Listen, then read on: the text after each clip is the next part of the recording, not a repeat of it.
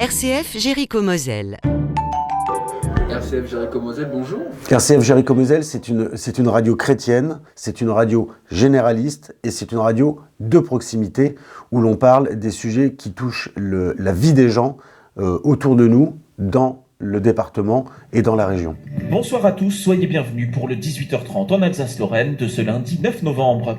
Une grille pour l'antenne radio, c'est d'abord une réflexion sur ce que l'on veut proposer aux auditeurs en fonction des attentes des auditeurs et des potentiels que l'on a. La priorité sur une antenne comme RCF Jéricho-Moselle, c'est de trouver qui va parler, qui va traiter les sujets. Il ne suffit pas de traiter le sujet, mais de bien le traiter. Et on commence en fait par trouver les bénévoles, trouver les animateurs qui nous permettront de construire les différentes émissions. Ici, c'est la pluralité, c'est une famille. Donc en fait, ça part, comme dans n'importe quelle entreprise, d'une hiérarchie, de la direction, des animateurs, des bénévoles, et tout cela se met en osmose en se demandant alors qui fait quoi. Surtout ne jamais imposer les choses, mais toujours leur donner la possibilité de faire ce qu'ils ont envie pour qu'ils le fassent le mieux possible. Donc c'est Cédric Rouillon qui commence par donner la ligne éditoriale, et ensuite on discute avec chacun pour voir qui se sent apte et qui a envie, parce que le problème ce n'est pas que de faire une émission, c'est de la faire sur l'année.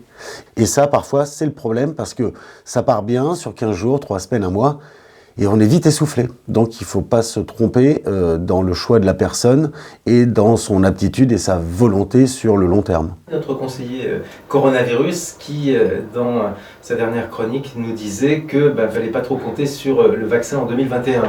RCF Jéricho-Moselle s'est adapté naturellement au confinement saison 2 grâce ou à cause de l'expérience qu'on en a tirée de la saison 1 du précédent confinement, à savoir la tenue coûte que coûte des principaux rendez-vous, donc que ce soit des programmes diocésains, que ce soit des programmes généralistes et l'information, les journaux d'information. Alors naturellement dans le respect des gestes barrières et en limitant le plus possible les gens en studio, donc priorité aux salariés et aux grands rendez-vous proposés par les bénévoles. Les sujets au maximum sont faits en dématérialisé, que ce soit par téléphone ou par les moyens modernes numériques. Le Club 57 commente l'actu avec 3 chroniqueurs.